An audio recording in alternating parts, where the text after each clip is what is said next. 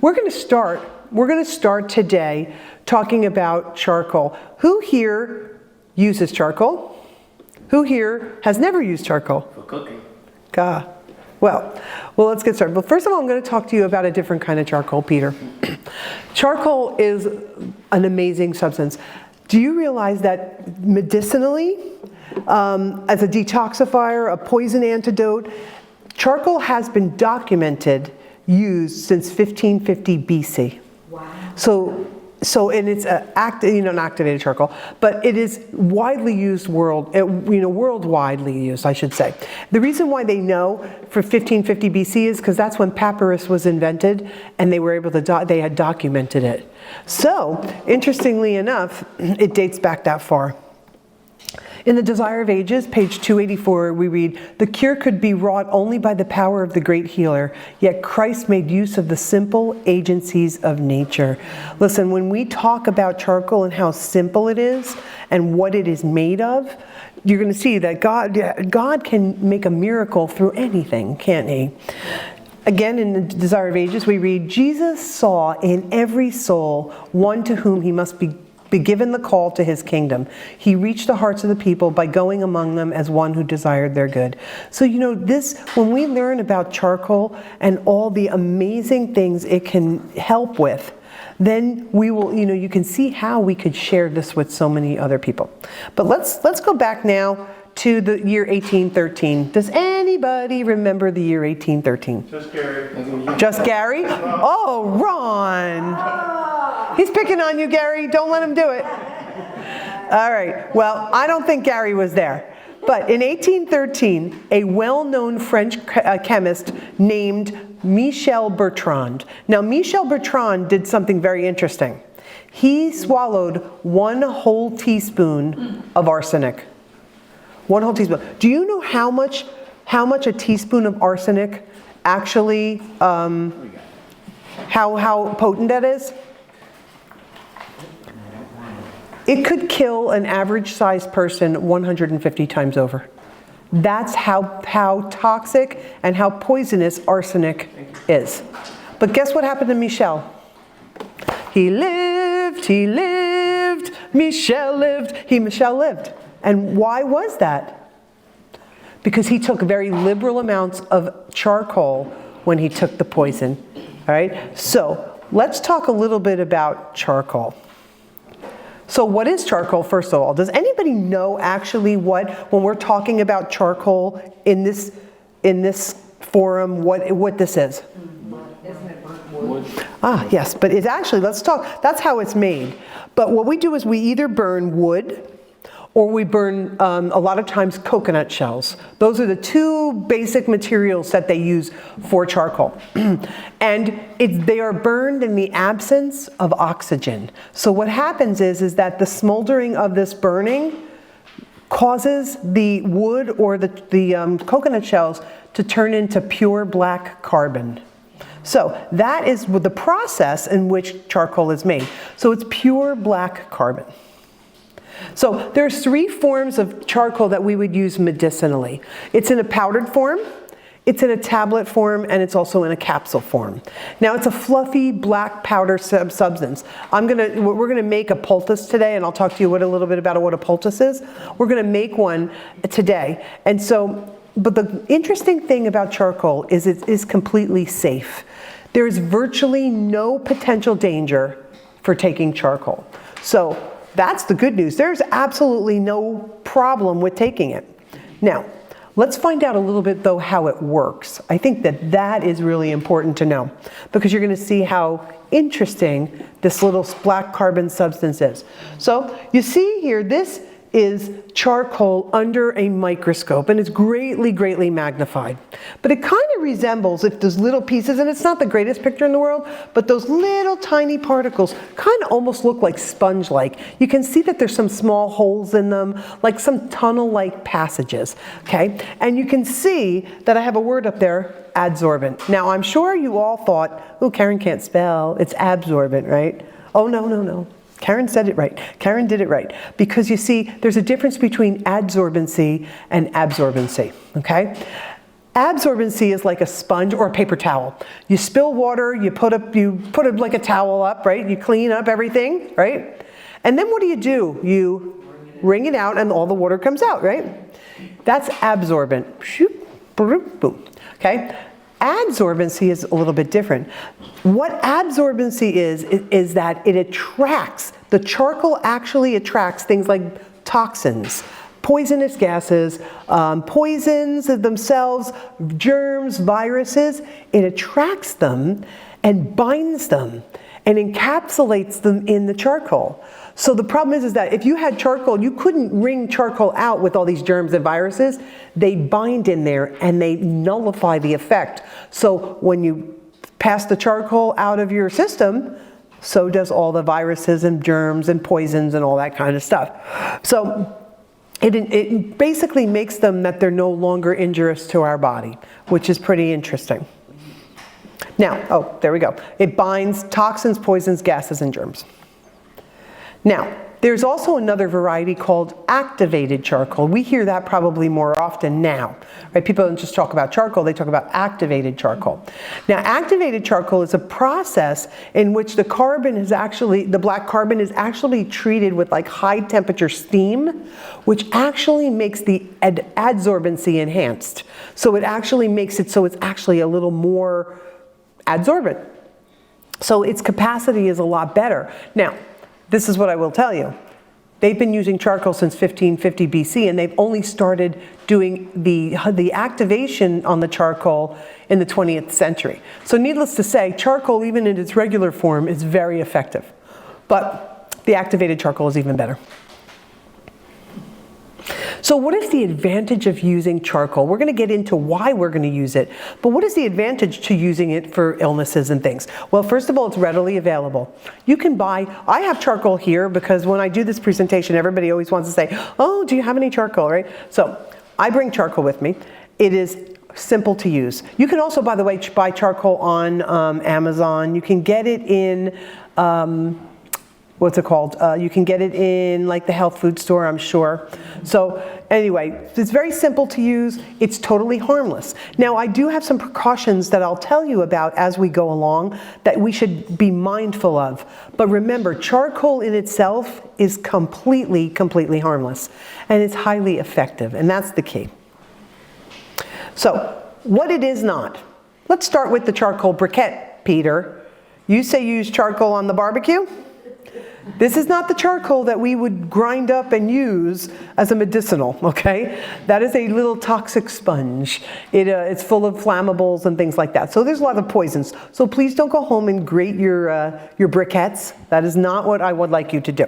The second thing is scorched food. I've had people tell me, oh, my grandmother used to give me burnt toast to settle my stomach and it used to help.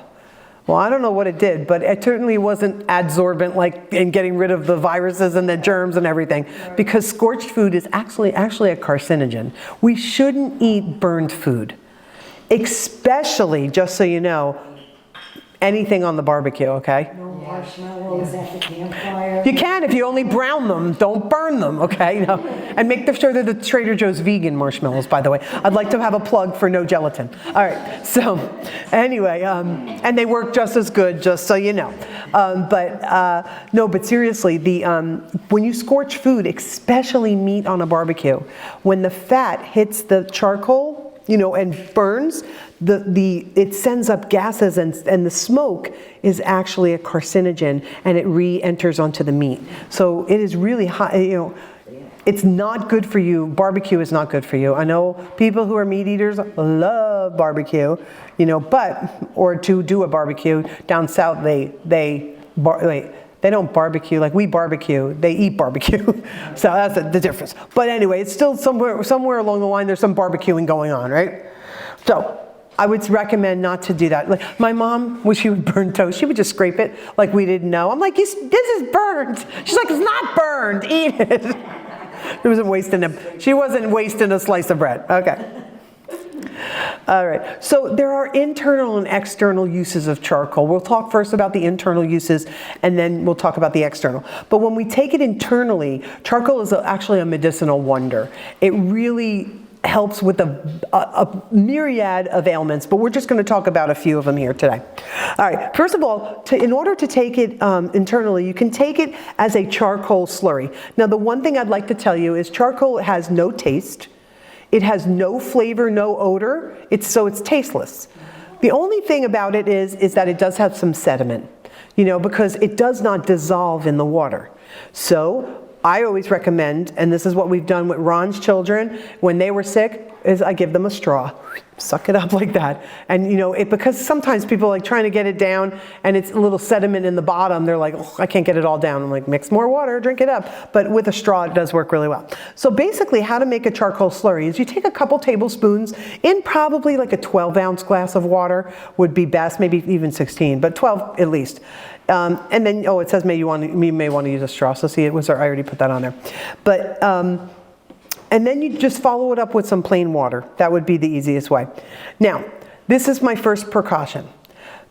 You want to make sure that you're having charcoal not during when you have meals, but in between meals.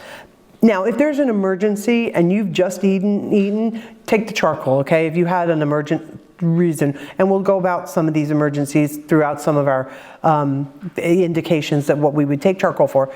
But the reason why is because it's going to actually adsorb nutrients and things like that, and it's also going to be less effective because now we're mixing it with other substances. The second precaution is 2 hours after medication. Why would that be? Why would we take this 2 hours after medications? Cheryl's got it. The reason why is because it'll adsorb it because it is a toxin to the body. When we take medication is not, you may think it's helping you one place, but it's actually hurting you other places because medications are synthetic. The body does not know how to relate to synthetic. So what it does is it's like, grab that baby up and let's get rid of it. So if it's a life-saving medication, you absolutely do not want to take your charcoal. So you take it before or 2 hours after. So make sure you're getting the charcoal and it doesn't adsorb. I would actually, if you were going to do it before, maybe it should be like 4 hours before, just to make sure it gets through your system. But 2 hours after would be best. All right, so what are some internal uses? Let's start here with poisoning. We'll talk a little bit about poisoning and and how effective it is. Intestinal gas. How sometimes people who are transitioning to a more vegetarian way, they might be eating more legumes and things like that. Sometimes they get gassy. This is a great nullifier of gas, intestinal gas. Nausea and vomiting, okay? Definitely effective with nausea and vomiting, and pretty quickly too, just so you know. And also diarrhea. These are some of the main reasons, like the easy ones that you can remember off the top of your head, right? There's other reasons why we would take it their way, but now, then the poisoning, this is what I wanted to tell you. Do you know, this is the main treatment, the choice of treatment that they use in hospitals. They use activated charcoal, especially with children, because there's no ill effect. Okay, the charcoal is not damaging at all. Now, they estimate that if you can get someone charcoal within 60 minutes of when they've taken some poison, whether they've overdosed on medications, whether they've drank bleach, whatever, and I mean, maybe not bleach, but whatever. So, how kids are always in that wrong cabinet, right? But if anybody, I mean, especially even suicides and things like that, or just mismanaging medications, if you give it to them within 60 minutes, it will nullify the effects of the poison into the system by 60%. Do you realize 60% could save somebody's life? I mean, clearly, especially if it's an overdose on medication, right? So this is what we would do for poisoning. First of all, immediately drink, now you're 4 to 10 tablespoons in water. You mix that in, I mean, you see that she's just drinking down, it's like almost like a sludge. Exactly, that's the word I was going to use too. All right, and then just mix it with a small amount of water and just drink it down. And then you're going to refill the glass and just keep drinking until the charcoal's over. Okay, if the person actually has eaten in the last 2 hours, you actually need to do more charcoal. So, and then repeat this dosage every 10 minutes or anytime symptoms worsen. But of course, get them to medical treatment, okay? Please don't think like, okay, let's see what's going to go on in a half hour with the charcoal. Get them in the car, bring the charcoal with you, okay? Because the fact of the matter is we want to monitor them to make sure that what if the charcoal gets 60%, but that 40% is still too much for a body, right? So we want to make sure that they can do whatever they can, but this could save somebody's life on the way to the hospital, okay? Now, as a general rule, for children, and when I say children, I'm going to look at like 4 or 5 years old up until like maybe 12 or 13. That's about the children category. We're not talking about toddlers, and we're not talking about teens that are now growing into their adulthood, right? But children should use about the half of the adult dose. Obviously, if they're over 13, and depending on their body weight and their size, you might be able to give them more, at they're 12 years old. But I would say, if they're 5 years old or more, I would say that would be a half a dose of what the adult would take, okay? Now, the nice thing about charcoal is that it should be in every person here, it should be in your first aid cabinet, okay? Because it never goes bad. You can put it in an airtight, like a mason jar, that's what we do at home, or these black bags are resealable, and you keep them in a dark, dry place. And it'll last indefinitely. So if you had charcoal, you never used it, you're like, what am I going to do with this? It's probably bad now, and you throw it out, you wasted your money. So just so you know. So keep the charcoal. I mean, it is, like when I tell you a medicinal wonder, you're going to see some of the other things, not just internally, but externally as well. Now, here's precaution number 3. Okay, so we said meals, the medications. Okay, if someone is unconscious, please do not give them charcoal, because there's more of a risk of choking there. Mm-hmm. Just get them on an ambulance, get them to the hospital immediately, because prompt medical attention is vital for them. But the chance of choking is really the problem that you see with the charcoal. It's not about the charcoal, but the precaution is, please don't give it to somebody who's unconscious. All right, now in the case of nausea and vomiting, this is pretty much the same thing. Remember how I said most of the time for a charcoal story is 1 to 2 large tablespoons? It's the same thing. You would do this after every vomiting episode, okay? Again, I think the straw is very helpful here. And follow with a plain glass of water. If you vomit that up, do it again. Take it again. And just do it after every vomiting episode, and eventually you will see that the vomiting will stop right away. Now, for diarrhea, drink 1 to 2 large spoonfuls of charcoal in a glass of water after each loose or watery stool. Now, this is interesting. Charcoal really is like an anti-diarrhea like no other, okay? The problem is that if you don't have diarrhea and you're taking it for other things, what could happen? Exactly, Joanne, thank you. Constipation. So the key to that is that you must drink lots of water when you're taking charcoal. That's our precaution number 4, okay? So meals, medications, no unconscious people, and drink liberal amounts of water. That's not so hard, is it? So far, it's not so hard, charcoal. You don't have to really think about it that much. So just make sure that if it's a diarrhea, after every loose stool. If it's vomiting, after every episode of vomiting. And of course, I just mentioned that, keep hydrated. Just want to let you know, especially for children, because children are made up of more water than we are. When they have diarrhea or they have vomiting episodes, they can be dehydrated a lot. That is why Pedialyte makes so much money, because children can be dehydrated. The second largest killer of children worldwide is dehydration. Second largest killer worldwide. So we want to make sure that those children, especially those little bodies. Okay. Now, I'm going to talk to you about some external uses. I'm not going to go over the process on the PowerPoint, because we're going to do the process of making the poultice here, but it is very effective externally. It's almost like a drawing salve. It's going to pull things right through the skin. In fact, just so you know, when we have people at the Lifestyle Center, especially when they've been on medications, maybe they've been on chemotherapy, or maybe they've been things. Do you know that the Lifestyle Center, they every night put charcoal poultices on the liver? Maybe people with kidney issues, charcoal poultices on the kidneys, okay? You can use it will go right through that organ, right through the skin. That's how powerful charcoal is in the adsorption, okay? Through the skin especially. The skin is like your biggest organ, right? So it is amazing. I'm going to tell you one story. I don't tell this much, but I just remembered it. So I have friends who are not interested in getting vaccinated, but they came from South Africa many, many years ago. But in order to when they had to get to the United States, they had to make sure they had all their, their credentials in order. And because they're coming from South Africa, there were certain vaccinations that they required them to do. So they were in the doctor's office, right? And they get the vaccination, and the nurse comes in, and they go, "What are you doing?" She goes, "Oh, I'm putting charcoal on the thing," because she knew it was going to pull it out. She goes, we don't want the medicine, we just needed the vaccination," right? And she's like, "Okay," because you know what? People in modern medicine are not going to think this stupid charcoal is going to make any difference. They're like, "Oh, look, but they're crazy people." I'm going to tell you, that is something that I was pretty impressed with that. I'm like, wow, good for you. Because they said, yeah, we didn't want the vaccination. We just need the paper, so we just put it on right after they did it. Because it's so effective. So, all right, so let's see here. What can we talk? So here's some external uses. Let's start with infection or inflammation of the skin and joints. So it is an anti-inflammatory. We've talked already a few times now about inflammation in the joints because of arthritis.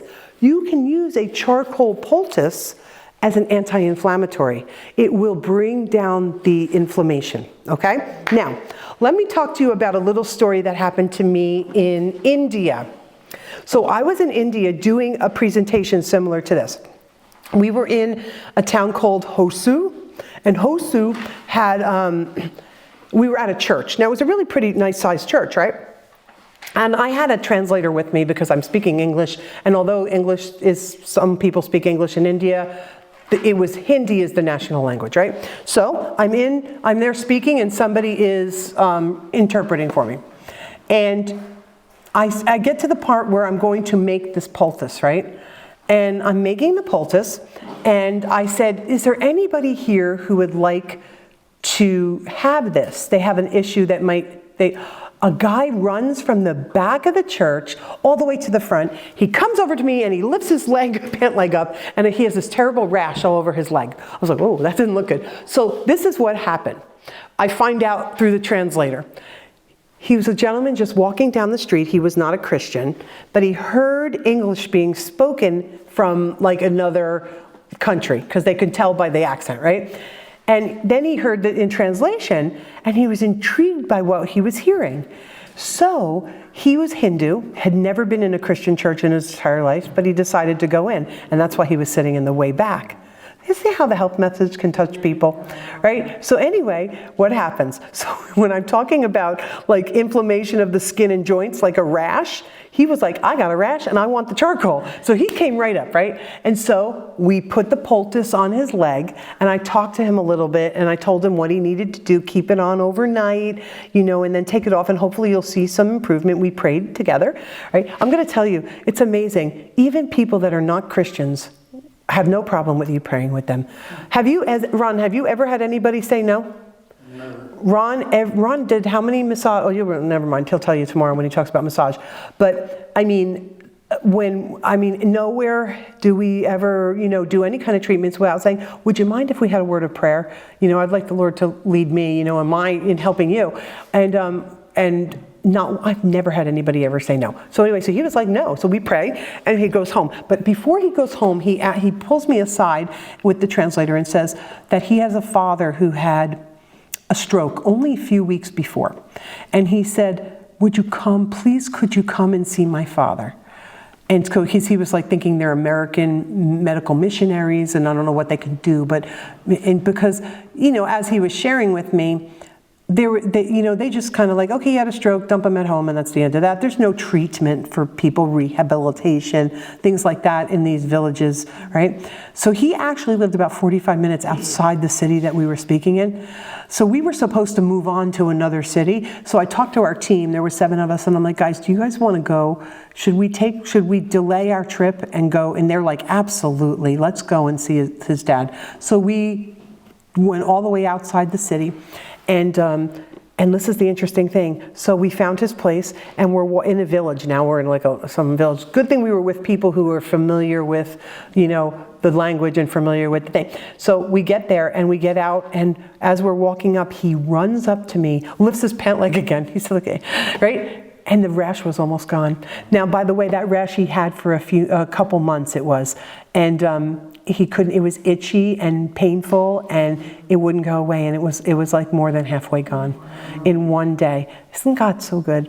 So anyway, and so and we were talking, he goes, I know how to make charcoal because I use it to cook. Because he used charcoal, the carbon, so he knew how to make it. And so I told him, you need to grind it up and use it. He was like fine with it. And I told him how to make the poultice and everything. He had gone over it there. But anyway, and then the end of the story is that his dad was sitting on the floor, and his father was very agitated, very, anxious, right? And I don't speak Hindi. He didn't speak English.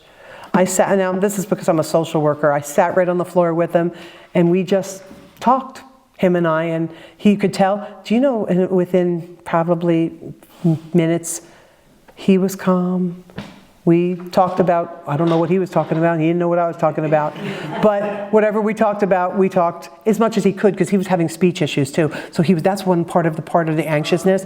And I talked to the family, and I was telling them that, that listen, it's going to be patience, and that we have to trust that God knows how to intervene, because, he was definitely, he had a lot of some mobility issues on one side. And so anyway, to make a long story short, that was our thing. And then we moved on to our next city. And it'll be amazing to see if we our paths ever cross, maybe in the kingdom, who knows, right? How God has worked on that heart, right? But anyway, so inflammation of the skin and joints. Why did I do that? Let me see. All right, here we go. Okay, I went the wrong way. All right, the next one, eye and ear infections. So something that we can do. School just started. All those little grandchildren, all those children that nobody here has children. They all have grandchildren, right? Or children that are older, right? Conjunctivitis and pink eye. Huge, all over the place in school. Kid touches my eye, they play with a toy, and boop, somebody else gets pink eye.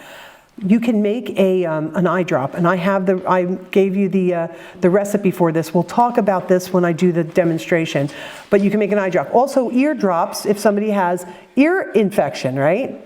So you can also do a poultice on the ear as well, but we'll talk about that. You see him? He's got his little face there, but he's got his little thing on his ear. All right, what else? Lesions from poison plants. Now, I grew up in New Jersey, so I know poison oak, poison sumac, poison ivy, et cetera, et cetera, et cetera.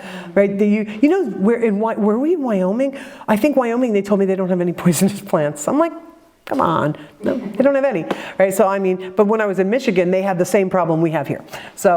But I'm going to show you how to treat that. Is anybody here allergic to poison ivy or any of the poisons? Oh, Cheryl? Oh, yeah, you told me about that. We were talking about you on the steroids, right? And you are too?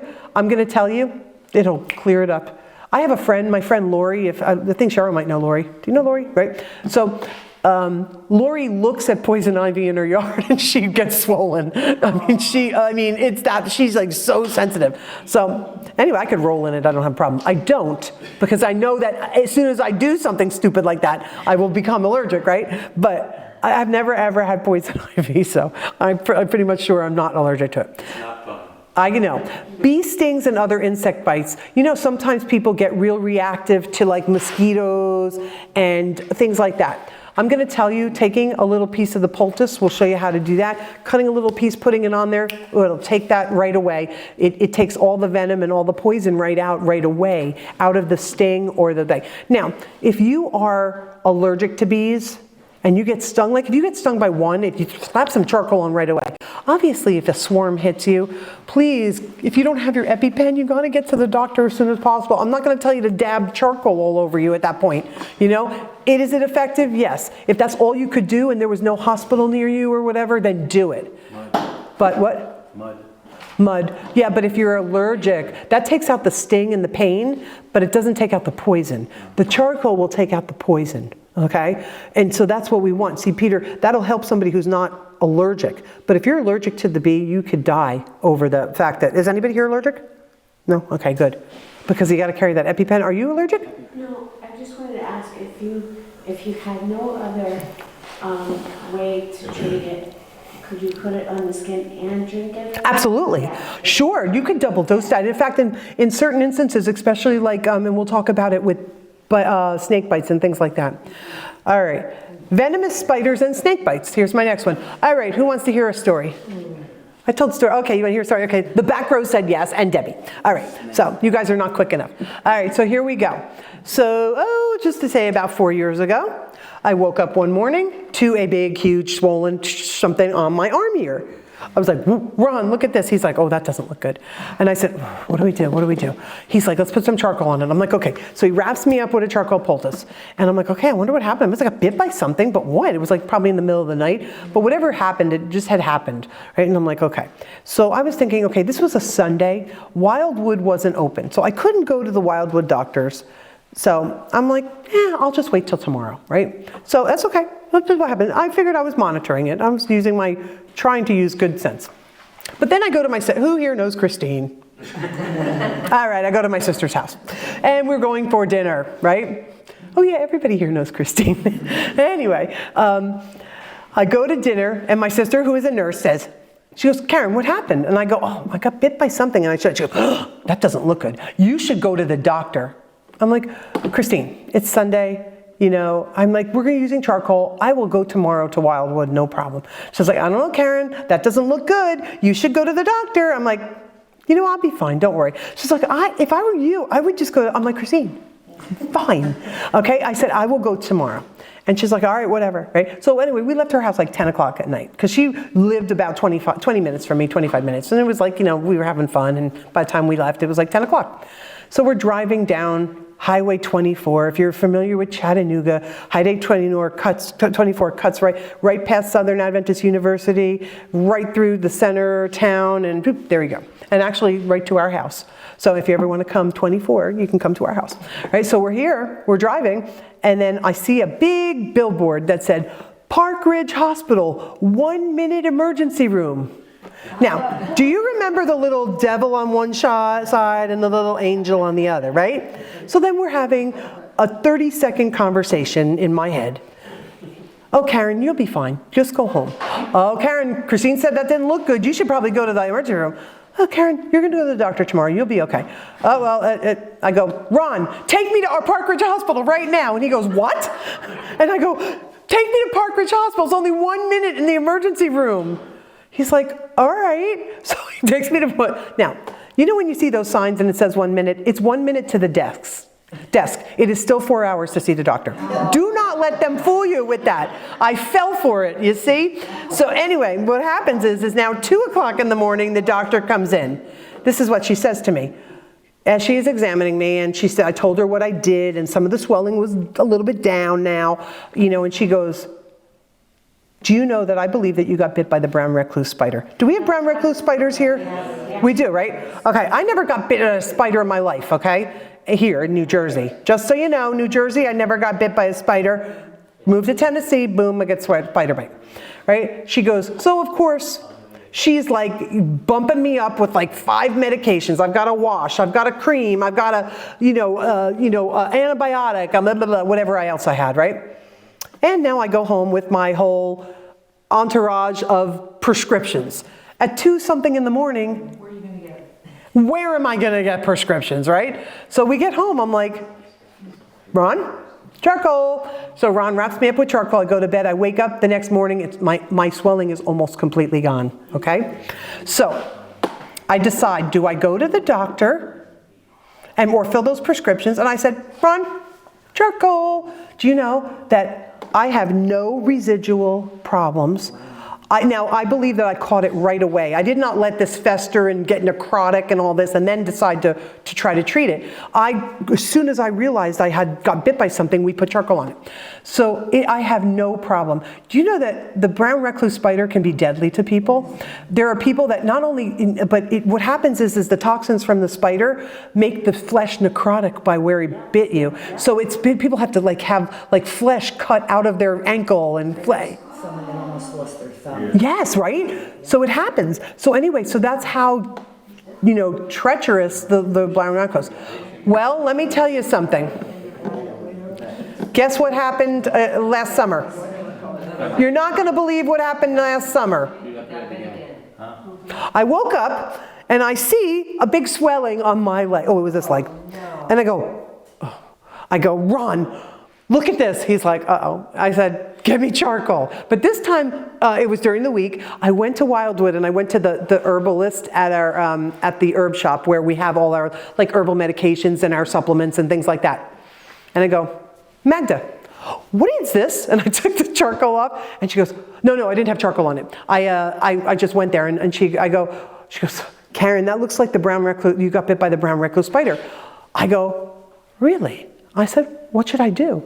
And she goes, Carin, start putting charcoal on it immediately. I'm like, okay, thank you. And you want to know what? I have no residual. Now, if I saw that it was getting worse, I certainly would have went to the doctor. So don't think that I'm like, oh no, I'm just going to go out on a limb here. No, I use your common sense, of course. But because I knew it was effective here, and this was another, again, recently that I just got bit, I went for it. I have not had any scar. I have no problem. And so anyway, so we're going to talk. Why is he not getting bitten? I don't know. But why is it that I had to move? I moved to Tennessee and I get bit all the time now. Well, there are Many more. There are, you know what, actually, it's probably because it's warmer there, we have more. So it's about approximately, I'm going to say 7 to 10 degrees warmer in Tennessee where I live than it is here. So anyway, well, let's talk about a charcoal bath. Because a charcoal bath is for those people with large areas such as poison ivy, okay? Sometimes people get it, when they get it in one place, you might be getting it all over, right? So what they would do is for the large area, we would basically treat it, we would take like a warm bath, but we would add about 2 cups of charcoal powder in the bath. And of course, you know, you're going to stay in there as long as possible, and then of course jump in the shower and rinse off when you're done. But I would keep adding warm water and just till it gets too cold and you can't stand it. And now you need because don't you hate that when the bath gets like, oh, I hate that. So anyway, but then take a warm shower, clean it off, get it off, because this is for a large area. If you had a large rash or something, easily you could really, reverse the effects of that. Now, shingles. Listen, shingles are a virus. And so I'm going to tell you, somebody just asked me this and I thought about it and I never really got back to them because they asked me in the class and I'm like, I'm not sure, let me think about it. And then we never talked again. But I really think that because it's a virus, charcoal will adsorb viruses as well as germs, bacteria, all these things. I would try it. It may help the situation. It's never going to hurt you. That's for sure. Just do it. It's cheap enough to try, right? But what we're going to do is we're going to talk about charcoal poultice. Now, a poultice is like a pack, like if we were doing like a compress. So this is what a poultice is. And it's really for more localized areas, right? Now, I'm going to show you a very, very simple poultice, okay? But it's probably the best one out there, okay? Because of the materials that I'm going to use. But I'm going to say when I was in India, I couldn't, one of the things that I use ingredient in my poultice is psyllium husk powder. Does anybody know what psyllium husk powder is used for? What? Isn't it the like Metamucil? Exactly. It's Metamucil. Now, I don't buy Metamucil. I buy like psyllium or psyllium husk powder. Or the husks. You can just buy the psyllium husk too. It's a little cheaper for the husks.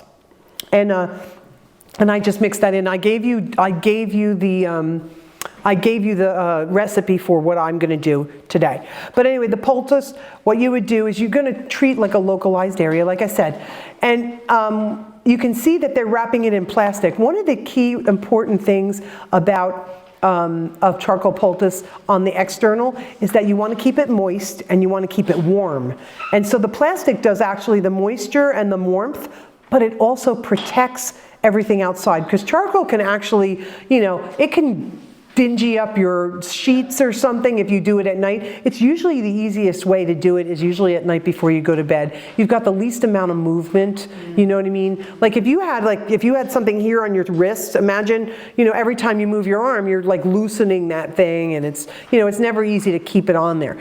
But it's definitely, that's how we would do that. And especially like if you had like a bee sting or an insect bite or a small rash or something. Oh, here's now what are we up? Number 4 or number 5 on our precautions? 5. Okay, thank you, Bobby. Bobby worked in a bank. He's good with numbers. Okay, so. Used to. What? Used to. Yes. So anyway, used to work in a bank. I said you worked in a bank. I ED'd. Okay, so anyway, if you have an open sore. Now, the thing is that charcoal will adsorb, right, get any infection out. If you have like something that's getting infected, this is going to clear it up. However, when it's an open sore, the charcoal itself can actually discolor the skin a little bit if it's open. So, how do we get around that? Does anybody know? Except Ron. Anybody but Ron know? Oh, Jane, go ahead. You want to give it a stab? Maybe use, a gauze bandage. Well, this is the interesting thing, a barrier. If we can put a barrier over on the skin, now a gauze bandage, that would be fine, but even easier, a paper towel. Do you know the power of charcoal is so strong that it will adsorb through the paper towel? So that is not inhibiting its powers of, adsorption. So anyway, I would just tell you that if you had an open wound, like if it was a rash where it was really scratched up and open like sores, definitely just cover it with the paper towel and then put the poultice on top. That's it. It's the same thing what I tell people with an ear infection. When I use a poultice on an ear infection, I put the paper towel there first. And the reason why is, do you want those little if some of the charcoal particles get in your ear, they're so fine. You don't, it wouldn't kill you, of course, but it might be itchy and irritating, just to have that. So I just put a paper towel on the ear and do that. But anyway, all right. That is not pretty, is it? Okay, so anybody know my cousin Lisa? Anybody ever meet my cousin Lisa? No, okay. Lisa, my cousin Lisa, Ron and I were in Ecuador, and my cousin Lisa calls me and says, no, she doesn't call me. She texts me and says, Carin, I'm going to send you a picture. I have an infection on my foot. I went to the doctor and they treated me with antibiotics and stuff and it didn't go away. So I'm not going back to the doctor. What would you do? So I'm like, oh, that's ugly, right? I did tell her, by the way, I just saw her last Monday and I did tell her that I use her foot. Oh, she wants me to send a picture of this. Did I ever send the picture? Oh, you have it. Okay, we'll send it. She goes, I want to see the picture I sent you. I'm like, okay. So anyway, so I said, okay, Lisa, I want you to do a charcoal poultice. This is how you do it, right? So I give her all the instructions. By the way, she's not a Seventh-day Adventist, but she's very health-oriented. So see, it's funny because some of my family is very into natural health. So this is they always come to me when they have a question about health. This is building that trust with this. Of course, we're family and they love me and they trust me anyway. But when they have a question, that's who they come to, right? So anyway, so Lisa does this. And I tell her, Lisa, do not, if it starts to swelling go down, don't stop doing the charcoal. Do it for at least a week, okay? So she's like, okay. Now, guess what happened? Somebody stole my phone the next day in Ecuador. And I had 3 more weeks in Ecuador, so I had no idea what happened to Lisa and her foot, right? So as soon as we got home, of course, Ron didn't have her number. We couldn't get in touch with anybody. So we get home, and I get another phone, and I call Lisa. I'm like, Lisa, what happened? She's like, Carin, let me tell you what happened. So I went and she could only find the capsules, so she just had to open all the capsules up, and she made the poultice. She put it on at night. The next day, boop, half the swelling was gone. The next day, all the swelling was gone in like 2 or 3 days, okay? So, and the redness was going down, and she was like, okay. She was like, I'm fixed. So guess what she stopped? Doing it. And a week or so later, boop, the thing came back. So anyway, so I misunderstood her. So now I know the real story because we just talked to her. Actually, what happened was there was like a piece of splintered wood in her foot. Okay? So, but she didn't know that at the time. So when it came back, she says, I better go back to the doctor. So she went to another doctor because the first doctor didn't know what they were doing. They gave her antibiotics, didn't fix it, and then she left. So she's decided to go. This doctor said, so she says, well, listen, my cousin told me to do this. They said you should have kept doing it because not only would have the wood come out, it would have drew the wood out, but she had sepsis. And so this really would have cleared that. So they had to treat her for sepsis as well. But the wood would have pulled right out. And so they actually had to lance it and get it all out. And she said it was the most painful thing she'd ever been through. All right. Or charcoal, which is not painful. You could have done that, Lisa, but you didn't want to listen, right? So anyway, now, when you're in the outdoors, if you go, does anybody like to hike or go biking or things like that? If you do those things, going for walks, things like that, you should always keep some charcoal, especially if you're hiking. Now, where Ron and I live, there are tons of waterfalls, mountains, hiking trails, biking trails. I mean, it is like nature heaven where we live. And so people are always backpacking and going things. Listen, I would never go without charcoal. And especially because guess what? Uh-oh, what could happen? I have to let you know this picture is for dramatic purposes only. That is not real blood, and that is not a poisonous snake. So there you go. But it made the point, right? You definitely need to make sure. You never know. We have rattlesnakes. Do you guys have rattlesnakes? No, we don't have rattlesnakes up here. We do? I think up in the Appalachian Trail, like in The what? areas. You called it the what? Appalachian. Who thinks? What? I think that there Wait, are- say it. Wait, I want to hear. Who thinks it's Appalachian? It's Appalachia. If you live in Tennessee, because I've researched this, because that's what they call it. And I was like, it's the Appalachian Trail. They're like, he's like, it's the Appalachian, it's the Appalachian. I don't know where you come from, Lisa. You're from up here. Support me. Support me. From Florida. Oh, but there's no Appalachian Mountains I there. have family from, I'm sure I have family from Appalachia because my family is all over the South. Well, anyway. All right, Lisa. I don't say either. You don't say either, you just don't say it. I say Appalachian. Appalachian. I call it the Appalachian Trail. So, You gotta say the H-N. Achian, Appalachian. What do you say, Robert? Let's focus. She said, I think they're there. I don't think she said they are definitely there. No, I don't think they are. I don't think they are. But you guys have poisonous snakes. We have water moccasins, right? Water moccasins are definitely in New Jersey. Yes, water moccasins are. And what are the other ones? What is the other poisonous one? What? I think the water moccasins are further south. Oh, maybe not. No, I thought that, what is it? Copperheads? How about copperheads? Copperhead, timber rattlesnake, northern copperhead, and water snake. Oh, water snakes. Okay, not a moccasin, but. All right, so there are, all right, you were correct, Lisa. There are some rattlesnakes there. There's lots of rattlesnakes down by us.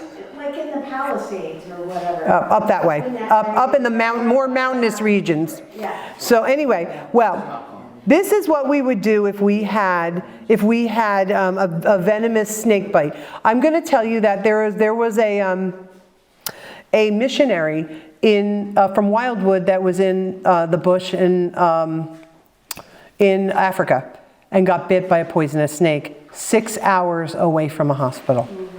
So, guess what they did? They followed to a T what we're talking about here. First of all, they washed the person off. They actually did a charcoal bath. You know how we were doing the submersion?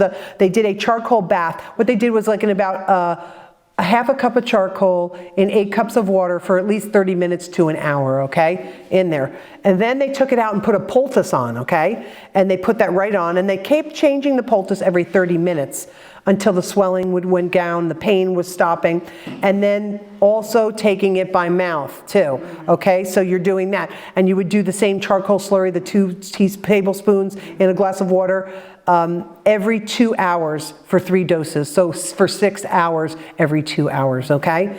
And then, of course, keep drinking the water. Yes, Robert? Did you take charcoal when you had COVID? I didn't actually. I was doing a lot of stuff though. Yeah, we couldn't find any studies, internal studies, about, the effectiveness of that with the COVID virus. So I was taking so many things and we were doing so many treatments. It's just like sometimes you just can't do everything, So that was the one we let go by. We were doing things like colloidal silver. We were doing oregano, oregano oil, those things like that, because we know they were antiviral. So we were doing those. But, and again, the charcoal is antiviral, but how many things you could do so many, but if you only had charcoal, that's what I would do. Charcoal is good for poison. Of course. Exactly. The COVID-19 has been proved to be poison. Exactly. And I understand completely. I just that, like I said, there were so many things we were trying to, we just can't, sometimes you just can't do everything. Yeah, and sometimes, you're just doing so many things. But anyway, you also want to put ice pack on to get swelling down, but also immediately, you want to immediately get to medical assistance. Now, this is the interesting thing. He got to the hospital 6 hours away. They were doing charcoal treatments in the car while they were getting him there. The doctors at the hospital said if you didn't do that, he would have died. Wow. So again, another life-saving thing. Yes. Can you go over the steps really quick again? For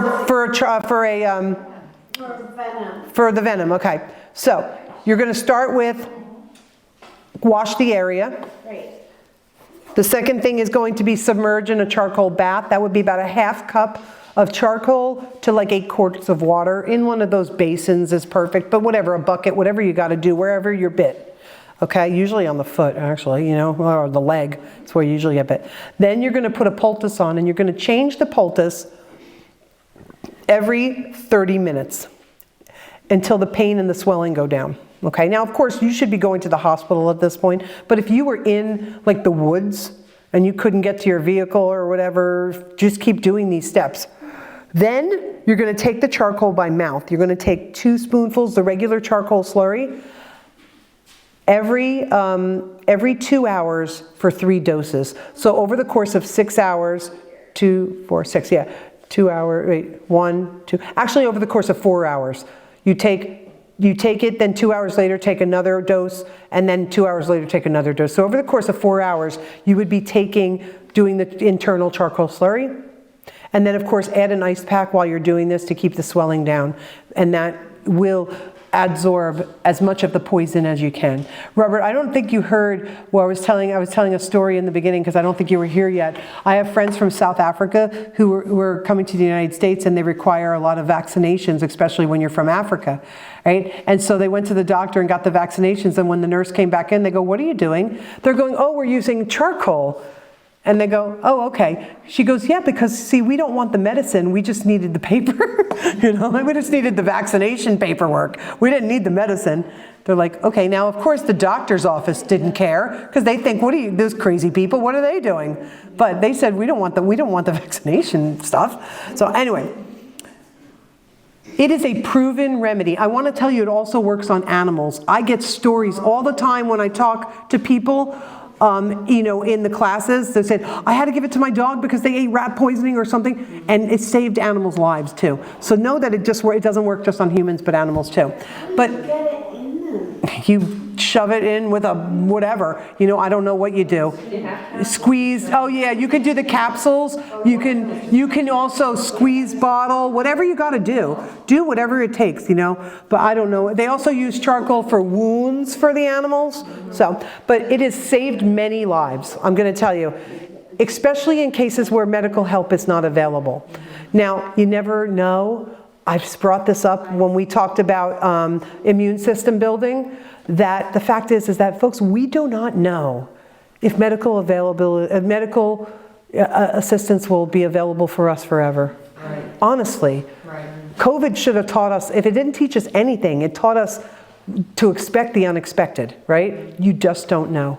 But I believe that that's probably highly likely that there's going to be a point in Earth's history where we do not have the ability to go to the doctor when we need to. And I'm going to let you know, this is why Ellen White says there are 2 ministries that will finish the work, the gospel work. Medical missionary work, because you're helping people, and literature evangelism, because you're able to share those messages of hope, right? That's it, folks. Our institutions will be gone. Our hospitals will be gone. Doctors will not be accessible. What do we do? This could be saving people's lives, right? Keep a supply at your house. It doesn't go bad, remember? 1 Corinthians 1:27. God has chosen the foolish things of the world to put to shame the wise, and God has chosen the weak things of the world to put to shame the things which are mighty. Can you imagine burning some wood, making black carbon can be this medicinally effective? I'm telling you, since 1550 BC, it has been used as a poison antidote. It has been used as a medicinal. It has been used as a detoxifier.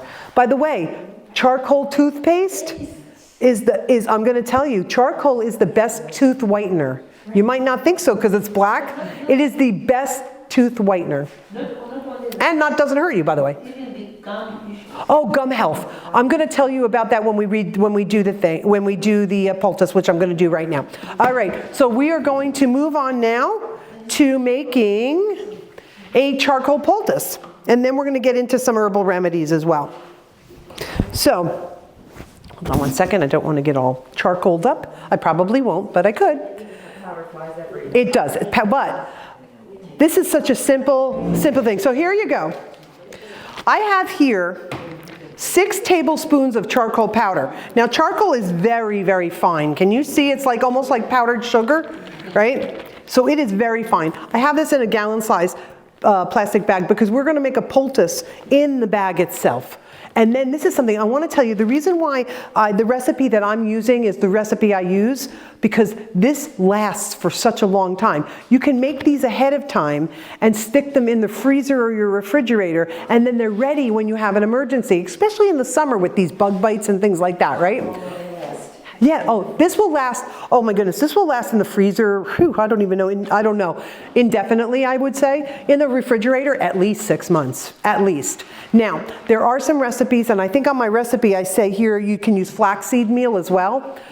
I'm going to be using psyllium husk powder. The reason why I use psyllium, the texture is better. It comes to be like a little bit of a gel. It's like a jelly. But the flax, the problem is also with the flax is that it doesn't last as long as the refrigerator or the freezer. It will mold. The psyllium does not mold. And you're going to find that this is such a great texture. So anyway, I have my 6 tablespoons of charcoal right here. What I'm going to do is add now 3 tablespoons. By the way, and also psyllium, you use less psyllium than flax. So I figured it was a savings. Yes, Joanne? Can you use fiber pills? Is that, like people that take pills? If they're psyllium, yeah, I would say, yeah. I mean, if you can buy it, it's cheap enough, I'm going to tell you. But if that's all you had, go ahead. Now, in India, I couldn't get psyllium. That was not like an option. So what did I do? When I made the poultice, I wanted something to bind it, because if you just mix it with water, charcoal does not absorb the water, okay? It'll just be like charcoal and water. Like it just mixes together and settles on the bottom, right? So what I did was I took cornstarch. The one time I used flour, something to make a paste. But this is going to actually make like a gel. It's almost going to be like, not exactly, but maybe like, those fruit leathers? Like almost not, a little more jelly than that. More like a fruit snack, like a jelly, if you soften that up, so you can peel it off so it's not messy. You can actually just peel it off. Well, you're going to see because we're going to make it right now and we'll pass it around. So anyway, I mixed the psyllium here with the charcoal. I am now going to use 1 cup of water. I think I have on there 1 to 2 cups, depending your texture, but it gets a little sloppy with 2 cups, so I use 1 cup. So you might want to just make a note of that, okay? I don't know why I put that. All right, so first I'm going to mix this up together. I want to get the charcoal and the water and the psyllium mixed together. So let's just mix it we can. Now, there's a couple ways you can flatten this out now. See, I see that it's starting to mix up. It's already jellifying. All right, so does everybody know what this is? It's not a rolling pin. It is a husband influencer, not a beater. It's a husband's attitude adjuster. I use the husband influencer. Anyway, Cheryl, very good. All right, so anyway, we're going to mix this up. But what you can do, if you don't have a rolling pin, I just open this up just a little bit now that the powder is all, get the air out. You can either flatten it out with your hands or use the handy dandy rolling pin. I'm not the best baker, so I probably use this more for this than I do baking, okay? For the charcoal. But I just spread it out. It makes the recipe that I have right there for you makes a perfect size poultice in this bag. So you just want to kind of squeeze it all the way to the edges, and then I leave it in the bag until I need it. Now, if I needed a piece, what you want to do is when you're doing like a small area, like maybe a mosquito bite, you're going to do it double the size of the mosquito bite. So if it's a quarter size, do it like a $50 or a dollar size, maybe a silver dollar size. Cut that. I cut it right in here. Cut it out. I actually even leave plastic on the outside, not on the skin, but because it's just an extra barrier for protection, so this doesn't get all over your clothes. You know what I mean? And then I wrap it with my plastic wrap. But you know what works really well? Peel and no. What is it? What is the one? Seal it. No. Something peel and seal. You know which one that one is, the really good one that's expensive. What is it called? Seal tight. Yeah, but it's not seal tight. It's yes, it's press and seal. Press and seal. That's the high dollar stuff, right? Press and seal works the best. So it stays on really good. So you can put it on your skin. Just say I had like that, like when I had the bite. You'd put the poultice on, you'd wrap it with the press and seal, it'll stay good, it won't come off. But you can always use a little tape if you need to, right? So, anyway, let's just get this. And here, I'm actually pressing this. It's open just a little bit to get the air out, but I'm pressing it a little bit closer so you guys can actually feel it when I send it around. So you can open it up and feel it. If you want to take a piece off, you can. Remember the church in North Carolina? I was in North Carolina, and they're like, oh, you could eat that. I'm like, yeah, I guess you could. They were eating it. I'm like, okay, really, you don't have to eat it. They're like, yeah. I'm like, okay, you guys are weird, right? So anyway, and so then of course the next church, I tell them what happened. They're like, yeah, we could eat it. I'm like, don't eat it. It's like, you can, but you don't need to, right? So Don't eat it? I would tell you can, but why? Why eat it? I'll give you some charcoal. You can have some in water, okay? All right. So anyway, it was just It tastes better that way, Joe. Oh, maybe it would. I don't know. Maybe it does taste better. Okay. I don't know. I keep on talking to this, but this is plenty. This is plenty. Yeah, you could flavor it if you need. All right. So you can see here. I'll pull a little piece off just to show you that it. Yeah, it's like black. Yeah. And you can see how it's like a little jellified. So if you did put this on there and wrapped it up, right? And when you take it off, ta-da, no dirty, right? It's not. So anyway, I'll put this back in there. So let's pass it around. And it's still a little wet, so it's a little smushy. I'll give it to Gary because he's the only one over here, and then he can pass it on. You can feel on the inside too, Gary, if you want. Just take the whole piece out of the... I just cut it, and then I take I fold the thing and I throw it in another bag and throw it back in the freezer or the fridge. I usually keep them in both. Sometimes in the freezer, sometimes in the fridge. So anyway, that's how easy to make the poultice. But let's go over some of the other recipes. Did you have a question, Robert? Yeah, so you can mix the charcoal and the psyllium and freeze that and keep it ready to go. Yes, I make it with the water and everything. I make the poultice like this, and I put it, why? If you're in an emergency situation where you need it, it's better to have it ready. And when it's nice and cold like that, it feels very soothing on there. I was in that situation, my wife got this yellow jacket. Aye. I just had this like charcoal in the water. You just mix it, but it's like sloppy. And even if you mixed it with cornstarch, it would be more like a paste. But this is ready to go. I love this. Psyllium lasts forever. It lasts for a long time. I don't know about forever. Yes. Watch this. I'll fix it. Okay. Oh, thank you. All right. So let's talk a little bit about a couple more of these recipes before I move on to our herbal remedies. Charcoal tablets. Does anybody know why we take charcoal tablets? By the way, charcoal tablets, if you look at the recipe, is the exact same recipe I just gave you, only mix it in a bowl. What you're going to do is maybe even use a little less water, because you're going to roll them out like a big snake, like a Tootsie Roll, and then you're going to cut them into tablets. And then what I do is I just put them on a baking sheet and let them air dry. And then I have a tablet. Then I put them in like a mason jar. They will last forever, okay? Just keep them airtight, okay? Now, why would you use the tablet? Go ahead. What'd you say? Why would you use what? Why would you use a tablet rather than like the capsule or the powder? To eat it? Well, you can eat the powder and you can eat the capsule too. So there's a medicinal reason why I would recommend using the tablet. If you are wonder if drink a cup of bleach. Well, he should have taken powder. He should have just, but if that's all he had, tablets? That's what he did, but he survived, so it must have worked. All right, go ahead. I think the tablet you're making would probably last longer and probably absorb things out of the way. That's not exactly why, but I'll tell you why I would do it. Because it's so effective, especially for mouth issues, whether you have a toothache, whether you have a toothache, an infection in the gum, you see, you can take the tablet, it will not dissolve. So the tablet you can use right next to the gum and to the cheek or on the tooth or wherever you're having this problem. It takes away tooth pain, by the way, too, because it's anti-inflammatory. So it'll reduce that inflammation and take away the pain. So the reason why is because if you just stick charcoal in your mouth, it's going to get all over your teeth. You're going to have black teeth. It's going to, you're going to swallow it, and then all of a sudden it's gone. You take the little capsule, the tablet, excuse me. It comes in tablet also. You can buy them that way, or you can make them. I have this recipe right here for you. Oh, so you guys were chatting, but I will go over it again for that side of the room. All right, so what I did was I used the same recipe. If you see here, follow the directions of making the poultice. Okay. Except rolling it out with the rolling pin. But roll it with your hands like on the table and make like a long snake, and then cut it into tablets and let them air dry, okay?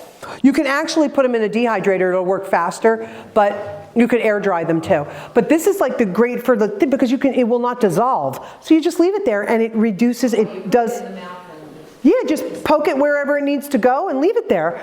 And anyway, so this is, My mother had a really bad infection on her gum. We weren't sure if it was her tooth or... yeah, or like the A bone. dentist that came to the house from North Jersey to the tune of $300 and something dollars. Oh, that was cheap. Used to say, here's an antibiotic, go get this antibiotic and give it to it for... Well, listen, trust me, dentists are not cheap, and that was cheap considering, but they did nothing. They're like, okay, take an antibiotic. Let me tell you something, yeah, you could have done this. If this comes out back again, you could get these. You can buy the tablets too, but easy enough to make them. If you bought the powder, you can take it both internally and you can make the tablets. Now you can make capsules if you make your own capsules. I know people who do that, but I don't do that. I'll just take that. But I buy the capsules, I have the powder, and then I make the tablets, and that's it. Yes, David. Did you ever hear of Swanson's? No. Like the TV dinner? The what? The TV dinner Swanson? No. Okay, that's the only Swanson I know. It's a company that sells... Oh, sells medicinal, they sell herbal, and supplements. I don't know if they have that, but I was just wondering if you ever heard of them. 'Cause- I have. Yeah, you have? Oh, you have? Yeah, because I got a lot of stuff from them. They might. You know what, you can Google, trust me, you can Google it or Amazon it, So anyway, so it's charcoal tablet. Let's talk a little bit about, I also put the internal use there so you can make the slurry. Oh, by the way, once everybody's done, is there anybody who needs that poultice for anything? Does anybody, or? This one, can I have some? Well, you guys can split it. There's some baggies in that drawer next to the sink. If you guys want to cut it, you guys can, who wants a piece? Oh, 4. There's 1, 2, Bobby 3, Jane 4. Everybody wants a piece. I think it would work better if you use vegetable broth instead of water, so that people can eat it. Oh, yeah, that's right. And it'd be flavored. Maybe a little tart cherry powder. You can have cherry flavored. You can do millions of things with it. So anyway, Ron, if you want to cut that up, you can do that. They have some scissors there anyway. All right. So let's talk a little bit about, okay, I put the internal uses here so you have it, but the charcoal slurry for eye drops. When we're talking about, hello? I know I'm on YouTube, but I need people to come back to me. Yes, what did you say? Your question? I was going to say, make them sit down and when you're done. All right, I will finish this lecture when everybody sits down and knows how to fold their hands when they're ready. Oh, I feel like a teacher, right? You were a teacher, Debbie. What were your grades? Started at 7th grade. Oh, they're tough. And ends at 12th grade. Well, those were tough years. Second graders. Okay, everyone, I want you to fold your hands when we're ready to be quiet. No, okay. So let's do the charcoal. Let's talk about the eye drops. I talked about the pink eye and the conjunctivitis, right? So how would you do this? First of all, you're going to take a very little bit of charcoal, only like a quarter of a teaspoon, and a quarter of a teaspoon of salt. Of course, my recommendation, what kind of salt? Himalayan pink. Why? Purity. Okay.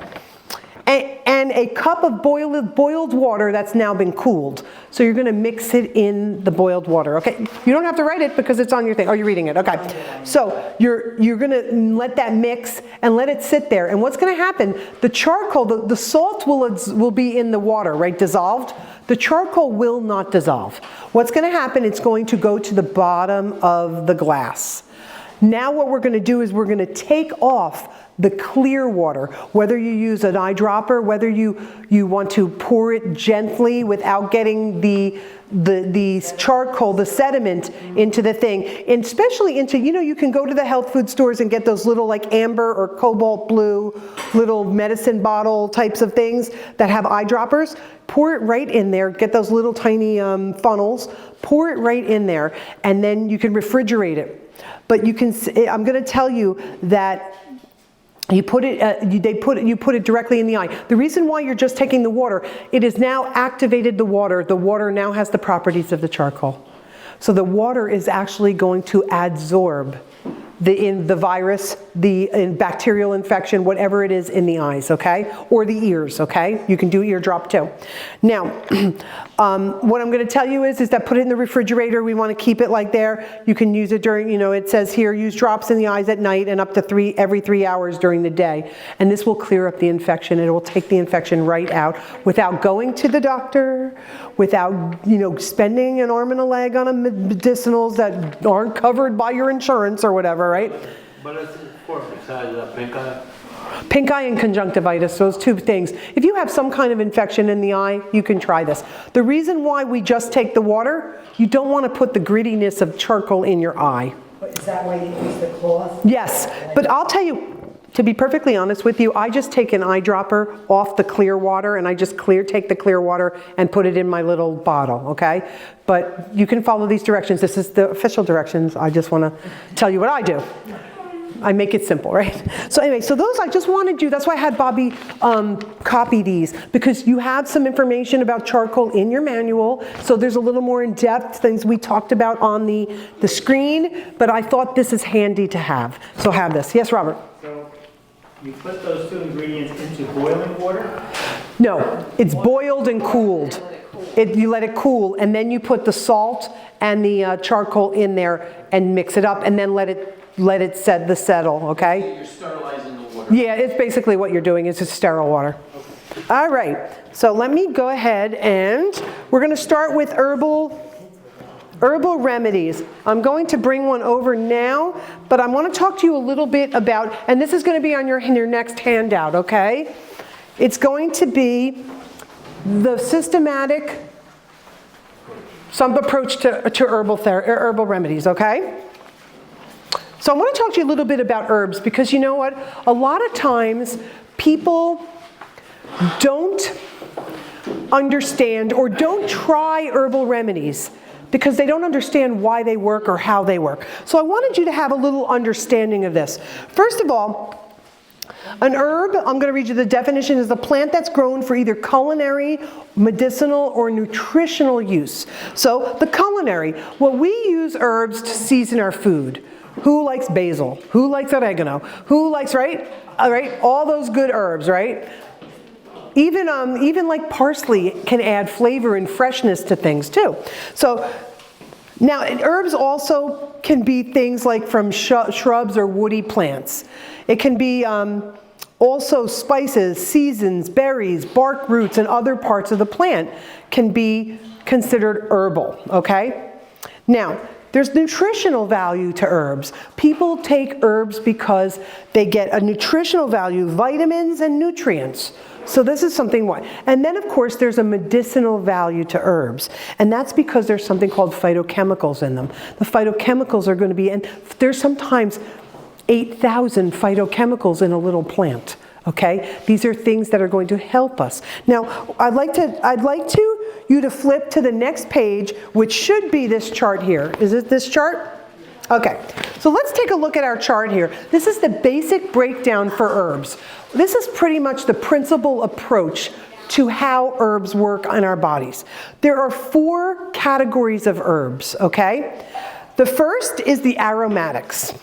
Now, the aromatics are the things that speed up and stimulate, okay? Then there's the demulcents. The demulcents are things that soothe and calm and slow things down in the body. Then there's the astringents. These astringents are things that tone and tighten and contrast, right? Right? And then there's the bitters. And the bitters are the things that loosen and cleanse and bring oxidation or oxygen to the body. So let's talk a little bit about this chart for a second. So I just read to you the categories. On the left hemisphere of this chart is herbs that work on the body functions. Now, the body functions are what the body does. Then on the right hemisphere are the body structures. That is what the body is. So let me explain to you. In approach to herbal therapies, medicines, first of all, let's talk about regular allopathic medicines and pharmaceuticals. They are synthetic, they're not natural, so the body doesn't know how to properly identify them and assimilate them. But they're medicines that are going to help with the symptoms or the body functions. They are not actually fixing the problem. See, when we think about how Ellen White tells us to approach, what we have to do is ascertain the problem. When we find out what the issue is, what we need to do is change the wrong habits. We're going to address these things like this and then we have to assist nature. So this is how we can assist nature, was with an herbal remedy, okay? Now, let me give you a great example. Who here, when they were a kid, remembers Luden's cough drops? Do they still have Luden's? Yeah. Yes, they do? Oh, I don't even know. Okay. I take Ricola if I need them. Okay. But if they have Luden's, do you remember they had honey lemon cough drops, right? Well, this is interesting. You see, the principal approach to herbs would say that honey is a demulcent. It's something, and I'm going to talk to you about those categories, something that calms things down. And lemon is an astringent. So honey, lemon, one is working on what is happening or your body function, and the other one is working on the body structure. See, this is the interesting piece. We want to heal the body. We just don't want to fix the symptom, because that doesn't fix the body, right? So the herbs. So I like to suggest that when we do herbal remedies, we try to cover as many categories as we can. We want to fix the body and we want to get rid of the symptoms as well. So it was not by accident that the Pine brothers or the Luden family put together honey and lemon together, because honey and lemon, one covers. Oh, Bobby has Luden's. See? But Bobby has cherry. Now, wild cherry. Well, they're wild. No sugar in those, I'm sure, right? All right. So let's go to this last chart and let's talk a little bit about some of the types of things. So if we're talking about the aromatics, I did mention that they speed up and stimulate the cell function. These are all the spicy, fragrant types of herbs. So what are they? Well, garlic. Who doesn't love the smell of garlic, right? That's aromatic, right? That is like perfume to me when it's cooking in the kitchen. I'm like, ah, I love it. Okay, cayenne, ginger, hops, peppermint, sage, chamomile. These are very aromatic, okay? And what they'll do is they will speed up and stimulate the cell function. So this is going to help with part of our symptoms. Then there's the demulcents. The demulcents are the things that calm things down, soothe the cell activity. Hence, the honey in the honey lemon cough drop is going to stop the cough, right? It's going to soothe the throat, right? It's going to be nice, okay? So it's high fiber, watery, absorbing slippery herbs. This is what the demulcents are. What they do, they absorb toxins like a sponge, drawing the poisons that cause inflammation, thus easing the localized pollution. These are things like psyllium. Psyllium that we just had in here is a demulcent. Comfrey, slippery elm, flaxseed, aloe vera, cabbage, echinacea, honey. These are things that are demulcents, right? Then those are the things that are going to help the symptoms or what the body's doing. If you have a cough, the honey is going to help soothe the cough, okay? Then we have the astringents and the bitters. These are going to help the body structure. While the demulcents and the aromatics are helping fix the problem that you're having, the astringents and the bitters are help healing the body. So then we have the astringents, which contract, tone, and tighten. How about like when people used to use an astringent on their face, right? What did that do? It tightened the skin, right? Well, these are the herbs that make your lips pucker. That's why they're astringents, right? And they're found in roots, barks, and things like that. What they do is they have the ability to contract the living tissue because they have tannins in them, okay? These are also affect mainly the digestive, urinary, circulatory system, and also the skin, right? So here we go. Lemon, red raspberry, white willow, bayberry. These are things that are astringents. Like any of the citrus fruits, especially lemon, lime, things like that. Those are things that are, if you get lemon on your skin and it dries in the sun, what happens? It tightens in that area, doesn't it? Kind of like tightens up a little bit. So, and that's because of the tannins. Then we have the bitters. The bitters loosen and relax the tissue structure. They include all the bitter herbs. These are basically the things that when you put in your mouth, you're going to spit out because they're very bitter. Okay? What they do is they bring a lot of oxygen to the area and accelerates the body's ability to absorb other active compounds that strengthen the cell wall and other components of the cells. So this is the golden seal, dandelion, nettle, devil's claw, cassava, bitter melon, burdock. These are the bitters, okay? So what my recommendation is when we're doing some of these natural remedies that we're going to do at home, we're trying to combine as many of those categories because we want to heal the body and we also want to get rid of the symptoms or the function, the problem that the body's having. If you're having a cough, then we want to do things that are going to help get rid of the cough and heal what part of the body? The lungs, right? The cough is actually coming from the lungs. But yes, the throat a lot of times gets sore too. So we're going to start. I'm going to do the first recipe. Now you can go into your manual if you want to follow along. And we have in the manual on page, anybody have it already? Oh, my manual. Where's my manual? Where's my? Oh, there it is. I put it over here. What was I thinking? Where's your manuals? Uh-oh. Marks off for these two for this. I don't know if you guys are getting an A. The Thayers have lost points today. No, I'm kidding. All right. It's down on page, anybody know it's in the back? 56. Okay, go to 56 and you will, oh no, actually before then. You are going to go to, back it up to 55, 54, 53. Here we go. Chapter 13, page 52. All right, so we're going to start with the natural penicillin. This is my recipe for not only an herbal remedy that is going to help reverse and help you heal, but it's preventative too because it's immune system building. So we're going to have a little quiz today. You know, Ron likes to give quizzes. I'm going to give you a quiz too.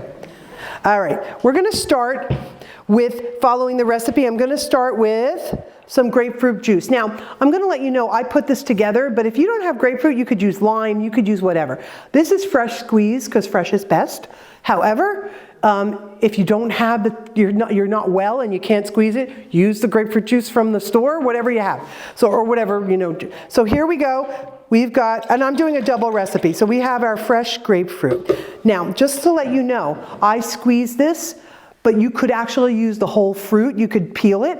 but I also know people who actually buy organic fruit and put the whole thing in there, because then you'll also get the oils in there. It does become a little bitter, so I don't particularly love it, but With the skin and everything? yeah, some people do that. Just buy organic when you do that. I would prefer to hear you get that. Did you have some, Ron? You say you squeeze that? Ron squeezed the juice. I set the trays. Okay, just so we know, we'll give credit where credit is due, right? Orange juice. I have orange juice here. And I put the orange juice in there not only for the great amount of vitamin C, of course, we're getting, but also it gives a sweetness to it. Then I'm going to use lemon juice. Okay, let me ask you a question. What category are these herbs? These are the astringents. Correct, Cheryl, the astringents. All right, the next thing I'm going to add is some garlic. I already told you what is garlic, aromatic. So right now we are healing the lungs with our astringents, and we're also helping any symptoms with our garlic, right? Then I'm going to add some honey. What is the honey? It's a demulcent, correct. Now, I add the honey, not only is it going to help, because the honey is good for what ails you. Let me tell you a little bit about honey. Do you know honey has been known to be an antibiotic, an antiseptic, an anti-burn. It's an anti-what ails you. I mean, it is good for everything. Do you know back all the way back in the 1940s in the United States, do you know the treatment for burn victims in the hospital was honey, okay? Now we use, stuff. You use honey still?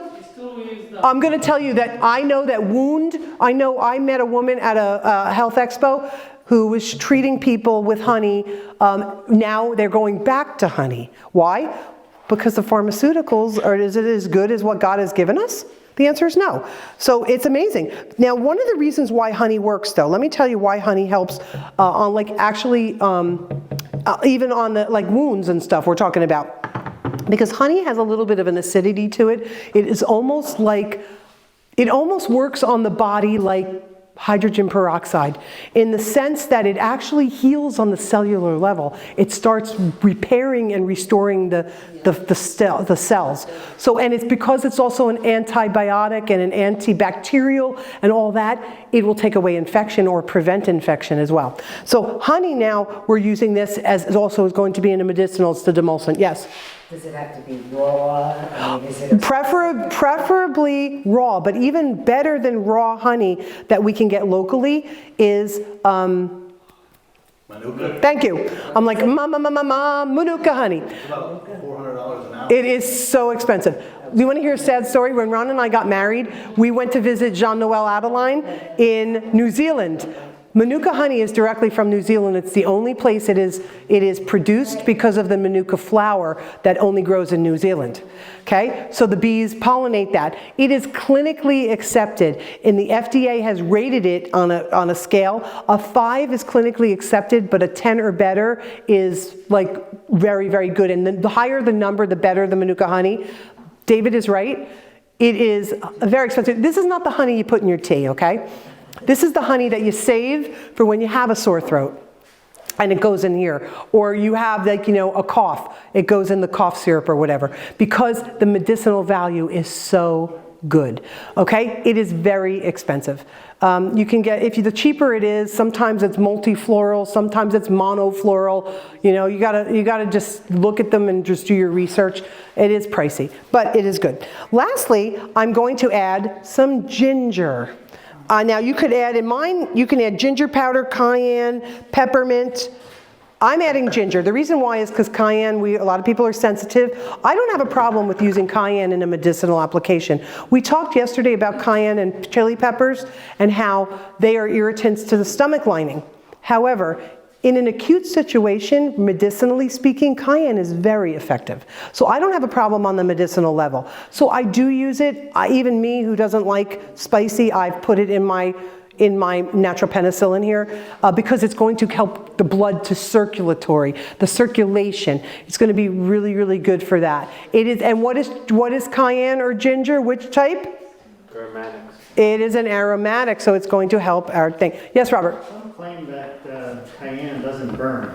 Yeah, that's what, I think it was Barbara O'Neill that said that it will not ulcerate anything like, you know, and. I disagree with Barbara O'Neill. I'm sorry. I just want to tell you that. Oh, that one. Can I just say something? Yes. When, the first time I was sick with COVID, I didn't know what I was doing. Sure. Praying about it, I used what I had in my. Yeah. And God blessed it. Amen. The second time, I found from the health food store, it's called Cool Cayenne. And it's supposed to be a higher heat level, Like but this. it's not the same as the culinary. Uh-huh. It's different, and it was in a capsule, and Okay. I took those capsules instead.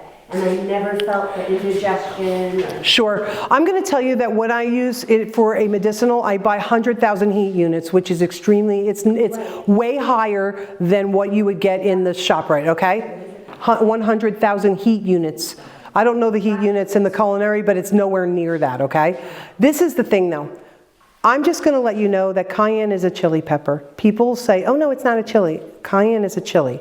So what I'm going to tell you is that in a culinary application, I do not use it because it's an irritant to the stomach. I understand what Barbara O'Neill says. In fact, I had a conversation with Barbara O'Neill. I've worked with Barbara O'Neill directly. And so I can tell you what I said. I'm not going to get into it now. But I've had a conversation with her about cayenne pepper. So because of that, I prefer not to use it in a culinary, but in a medicinal thing, I absolutely agree that we could use it. It's an acute situation. Don't use it every day. This is something that I would not, and it's going to be the same as like I told you about that study yesterday, where when they did the study in India and in Mexico City, that they had higher rates of stomach cancer than anywhere else when they studied because of the fact that they eat lots and lots of chilies. Cayenne is a chili. So you decide, you know, where you're at with that. But with that being said, we're going to move on. Now, I didn't put it in here because some people are sensitive to spicy. So I used the ginger powder, okay? But you could use the cayenne definitely in this, and I have, so just so you know. Alrighty. So we are going to just blend this up. Now, the key thing here is to blend. We want to get what we want to do is really get the garlic blended in here and get everything mixed up. I don't want to do it too fast though, because it'll get real foamy, and Ron's going to give us samples of this because this is preventative. If you were doing this preventative, I would make this. Now this is something that I would only let sit in the refrigerator for a couple days. So you make it one day, use it the next day, finish it the next day. Like I wouldn't keep it in the refrigerator forever. There's lots of bacteria in the refrigerator and things like that. You lose some potency with those kind of things. But preventatively, I would take maybe a 4-ounce glass in the morning. But if you are doing this for recovery, if you are already sick, you know, then I would suggest that you probably take, you know, a nice sized glass in the morning, probably 3 times a day. Yeah, I know it's getting a little foamy, but I want to make sure that nobody wants a chunk of garlic in there. They call it a flu bomb, right? It's like a flu bomb. This is a flu bomb. I call it natural penicillin. Call it whatever you like. All right. If you did the garlic like cashews, just put a little bit of water just so you can get them blended, and then put the rest of it through. Yeah, they'll blend. Well, if you have a Vitamix, you don't need to do that, really. I'm doubling. From bouncing around. Well, you know what it is too. I'm doing a double recipe here, so we have enough for everybody. And because it's higher, so it's foaming up a little bit. I could have done it really quick on real high, and it would have been good. I think it's probably good. I'm looking at the bottom to see. One more I just don't want anybody to have a chunk of garlic. Not that that's the worst thing in the world, but let me tell you something. Garlic is another super duper anti-inflammatory, anti what ails you is another thing, garlic, okay? So Ron, here you go. Take it away, Ron. All right, how easy was that? He's going to pour you a little sample so you can try that. And that has, but remember, we hit 3 categories. It has astringents, emulsants, and aromatics, right? So we've hit now, so we've tried to do the symptoms, and we're going to do that. Again, everybody's sick in the office. You don't have to be, because you can start taking this preventatively. All right, so the next thing we're going to be doing is we're going to be doing the cough syrup. I'm doing these right in order. What are we at for time? I thought you looked at your watch, I'm sorry. 8:45. Oh, we got time. Okay, Ron's gonna get those samples ready. Our next one is gonna be the cough syrup. So we're gonna start with some lemon juice. Again, this is fresh squeezed, but we use what you have. Thank you, Ron, for squeezing the lemons. So I want to make sure he gets his credit. We've got honey. So now we put another astringent in there, and we are putting in the demulcent. So we've got now, because if you have a cough, you want to get rid of the cough, but you also want to heal the lungs, right? So here we go. We've got our 2 categories here. Like I said, Ludens did not go wrong when they had the right idea. Now they've junked them up with sugar. They've probably junked them up with a lot of things. So then we have some garlic. Wait, where's my eucalyptus? Ron didn't squeeze. No, he did not squeeze the eucalyptus. Okay. I have some garlic in there. Wait, I know where it is. I see it over there. I must have put it on the wrong tray. It fell off the tray over there when I was walking, and I put it on the wrong tray. And then I'm using, I'll put the eucalyptus in a minute, but now I'm using a red onion, or it's really a purple onion. I don't know why they call them red. It's kind of stupid because they're purple. But anyway, we're going to put that in there. Why am I using a red onion? Now we know that the onion is going to be in the aromatics, but why specifically a red onion? No. That's not the reason why I use it. I like it. I think it's raw. Yes? What? Make it pretty. It makes it pink. And nobody wants gray cough syrup, right?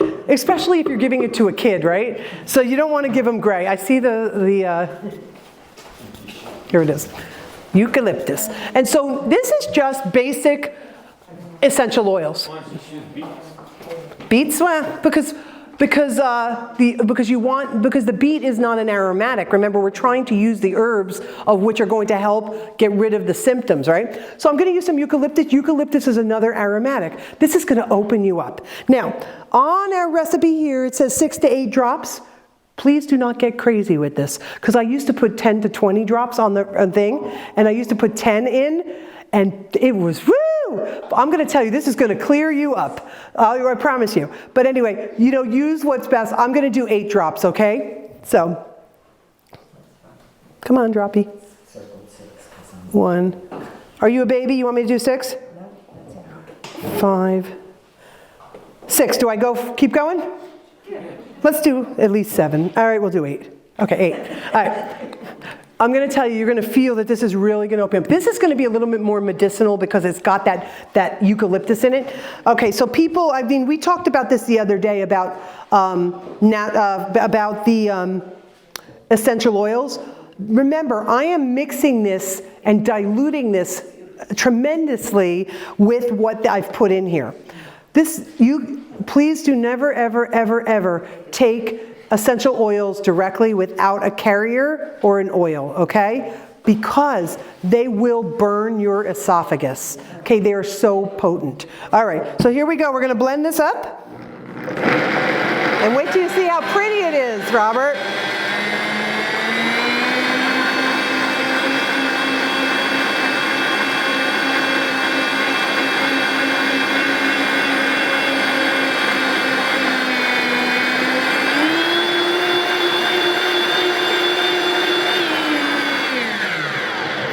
So much prettier than gray, right? You put a yellow or onion in there, or if you put a white onion in there, it's ugly. Like Luden's wild cherry. There you go, right? There you go, Bobby. You can have your Ludens now. All right, so this you're only going to take like a teaspoon, and so you can do a teaspoon like every few hours as needed for the cough. If you had to take 2 teaspoons, it's not a big deal either. This one definitely is a little more medicinal, like I said. So you will definitely, but when you take this, when you're going to take a little sip of it, it'll really open you up. You'll be breathing good all the way home. How's that? So we're going to put this here. Ron, the cough syrup's ready when you are. And the next thing we're going to do is the pain salve. Let me just bring this one over here too. All right. Now the pain salve, now I'm going to let you know a little bit about the herbal remedies that I have over there on the table. So some of you have already asked me about them. The herbal remedies that I'm carrying here are from the American Herb Shop. A good friend of Ron and I, his name is Lee Wellard. Lee Wellard is not only a naturopath doctor, but he is also a master herbalist. He makes, and of course he's a Seventh-day Adventist, so he uses no alcohol in his Herbal, he only uses like the tinctures that have glycerin. They're completely vegan. Everything is completely organic and of the highest quality. So what you're getting there is by far the best you probably can get. And I can actually say, because I know him and I know the quality, the American Herb Shop, his name is Lee Wellard, Wellard. So anyway, if you look him up online, you'll find a million. He is very well known all over. We went to ASI. Listen to this. This is how well known he is. So do you guys know who Dr. Neil Nedley is? Yep. Okay, Dr. Neil Nedley is from Weimar. He's the president of Weimar, plus he's a very famous doctor, especially with depression recovery and things like that. Now Lee Wellard works for Light. He has his own ministry with American Herb Shop, because he does, like, you can go to his home for like a week and do an intensive learning how to make herbs. So, I mean, how to do all that. It's a great, I can give you information if you want. I'll give you his phone number and you can say I recommended you. But anyway, I always want to do it too. I just unfortunately have no time. But Lee, so Dr. Nedley comes up to our booth and talks to Lee and ordered 5,000 of the, not the salves, the remedy, the tinctures. And he actually asked for a specific one that he's having Lee make for him for depression recovery. So, Which was it? Oh, I don't know. he made up his own. Yeah, he asked Lee, could you make this for me, the following things? And Lee's like, sure. So he ordered 5,000 in one shot. Dr. Neil Nedley's pretty, astute. So obviously, if he's ordering from Lee, you know that Dr. Nedley is only going to get the best quality. All right, so anyway, so if you have any questions about any of those remedies that I have there, just please ask me. I have some information on them, and I can always refer you to Lee. He'll take any phone call. He consults over the phone. He's a wonderful human being and a brilliant person too, by the way.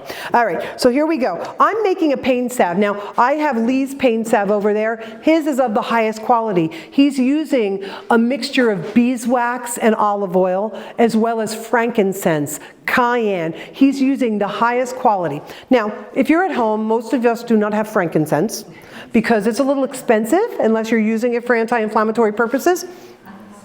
And most of us are not melting beeswax as well as mixing our olive oil and making our own salve. But you can make a very simple salve with things that you have in your own home. This is petroleum jelly, Vaseline.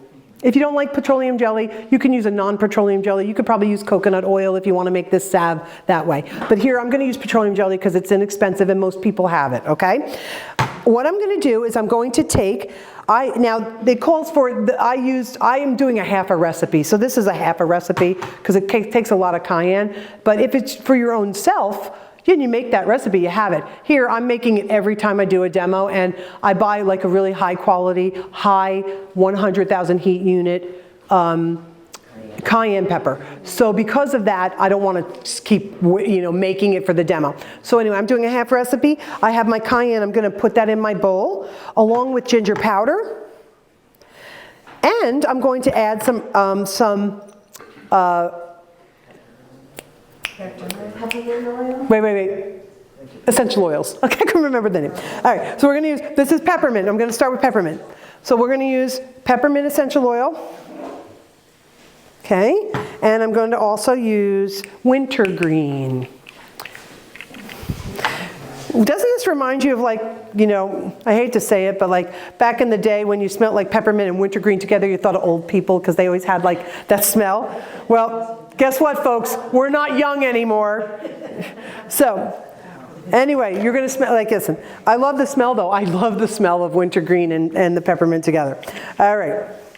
So, and I'm just going to mix this up and I'm going to make this into a salve. Now, one of the key things that I will tell you about this salve, cayenne is going to bring the circulation to the area of which you put it, which is going to bring down the inflammation. The blood is actually going to start healing because it's bringing that property to them.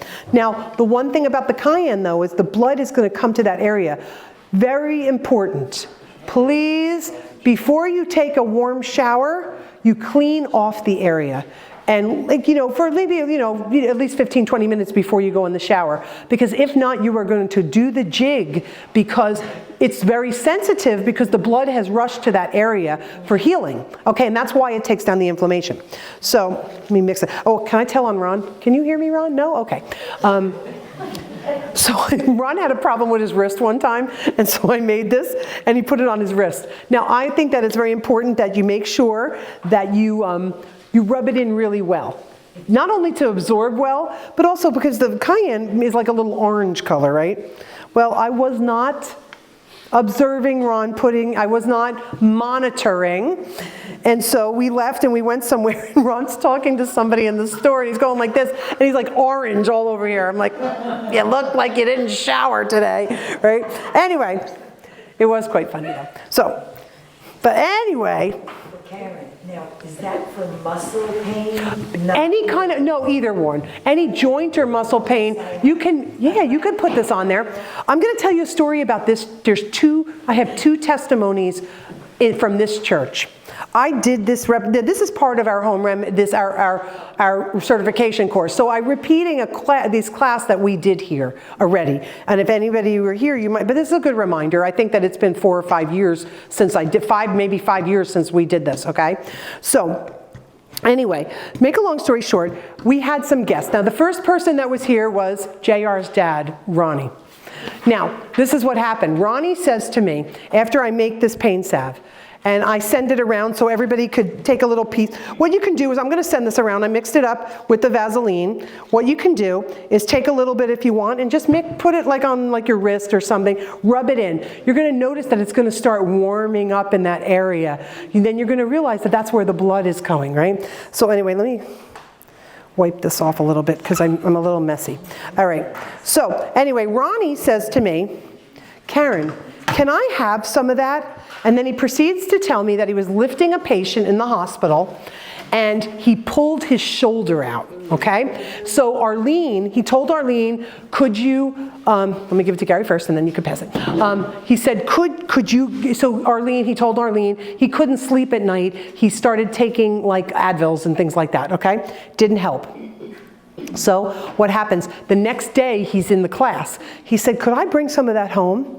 I said, absolutely. So we gave it to Ronnie, right?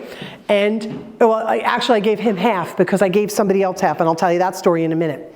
So he takes it home. The next day we had the cooking class. Ronnie came to the cooking class and said, Carin, look. He was going like this with his shoulder. He goes, I put it on. Now I told him, put it on, have Arlene rub it in really good, and then put an old t-shirt on so it doesn't get all over your bed or whatever, and get because the cayenne, remember, look this is what Ron did, okay? This is what it looks like. You could rub it in better though. All right, so anyway, so it ends up that he said that Arlene put it on his back. He put the shirt on. He slept the whole night. Didn't take any pain relievers or anything, and woke up the next day fine. So remember, it brings the blood to that area. All right. So my second little thing is that same night, one of the people was a guest here. Okay, was not a church member, and she says. No, she didn't say anything. She took it when I passed it around. And what she did was she put it on her hand. You see, she had, and I always forget how to say this. What is the dialysis you do at home that starts with a P? Peritoneal, right? So she was doing that at home. But they had to, I think when she was doing regular dialysis, she had to have fistulas or those things that they do for the ports. They severed nerve when they did the one in her arm, her left hand, and she had severe, severe, severe hand pain. She couldn't even move her hand to close her hand properly. She was in pain. She put this on her hand, right? And we're talking or whatever, like a half hour later, she jumps up and says to me, look. She goes, I couldn't move my hand when I got here today. She was able to move her hand. Is God so good? This was not somebody from the church. It was nobody that, but was able. She said, this is the first thing that has ever worked for me. So anyway, you can actually mix. I didn't mix it really good, so that's why we're all we're a little gritty here. Can I get a little bit to take home? Is it working? You already feel it. Excellent. Yeah, go ahead. Can I get a little bit to take home? Yes, Ron is going to put some in a little containers. This is easy enough to make. He'll put some out. You guys are welcome to take some. All right. Would that work on gout? It will, because it's an arthritis. Gout is an arthritis and it's an inflammation of the joints. Now, I don't know if it will help with the crystallization of the joint, because that's what happens to uric acid crystallizes in gout. However, remember, it's bringing the circulation there, so it's going to continue. Ron, we actually use the pain. Ron sometimes has gout flare-ups. We use the pain salve that Lee makes. Ron, do you think that the pain salve helps your gout? No, yeah, but we used to use it when we did. So we have the other Lee's pain salve. This is one that, if you have serious issues, I'd bump it up to the one with the frankincense. But if you have just every once in a while things, you can make this at home and just have it in a little container. It'll last forever, okay? All right, so anyway, that's our pain salve. But can you feel the warmth in that area? Is it starting to warm up a little bit? All right, lastly is the easiest. This one is the easiest one. This is a burn cream. This burn cream, remember I was telling you about the honey, how honey works on the cellular level. And remember we said that honey was used in burn units in the hospital, and Bhaskar just told us that they still now use honey in wound care and things like that, because it's so good. So this is what you can do. You can take a little baking soda. I don't recommend using baking soda in cooking, because it is an irritant to the stomach. However, an irritant to the stomach, it's not neutralized, so it causes acidity. Your stomach. Baking soda? Yeah, people put it in cakes and cookies and things like that as a leavener. I would recommend baking powder, because it's fully neutralized. But baking soda is a little bit of a problem to us. Okay, but anyway, add some baking soda to a bowl. This is no measurement. It's just you put some baking soda in a bowl, take some honey, and you're just going to make a paste. You know what? Come on. It is on there. It is in there. It's on there. It's in your book. It's in your book. Page 54. Page 54, thank you. I think I'm clogged here a little bit, so let's do this. Let's put a little bit of... By the way, never throw your honey out. You want to know why? Why? Honey never goes bad. Then you know what you do? You heat it up. Because they have found honey in the pyramids, okay?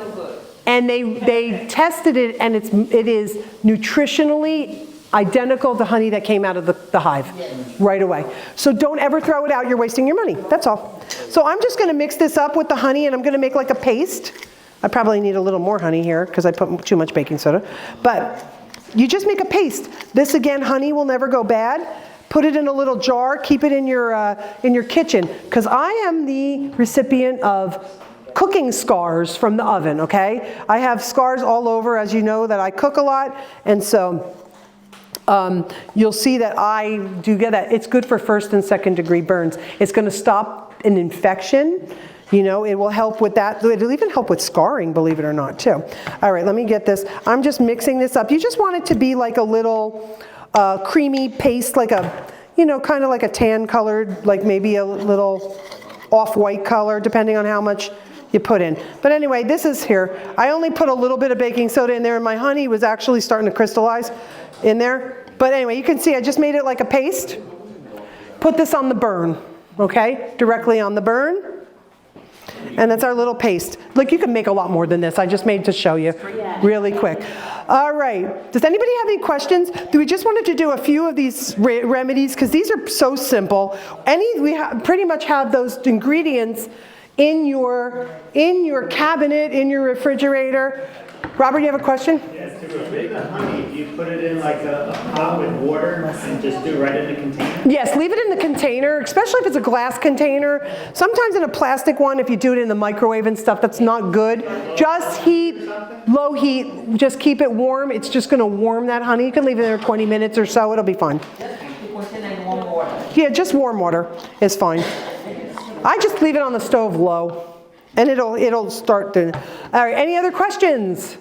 Honey's also very good for the face. Oh, it's good for the face, as Cheryl says. Yes. Yes. Glucose. There we go. Even Oh, the eye, like an eye salve even, right? Yeah. Wow.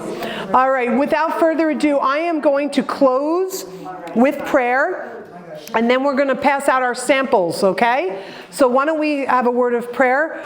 Heavenly Father, thank you, Lord, for so many blessings that you give to us. Thank you for your natural remedies. Lord, we know that in heaven, we know the leaves of the trees are for the healing of the nations, Lord. And so you've actually given us the leaves of so many plants and different types of herbs, Lord, and that's for healing of our bodies. So thank you so much, Lord, for that. We ask you now to bless us. Lord, help us to continue to embrace your laws of health. Keep everybody safe on the road as they return home, and bring them back tomorrow, Lord, as we complete our program, is my prayer in Jesus' name. Amen. All right, we're going to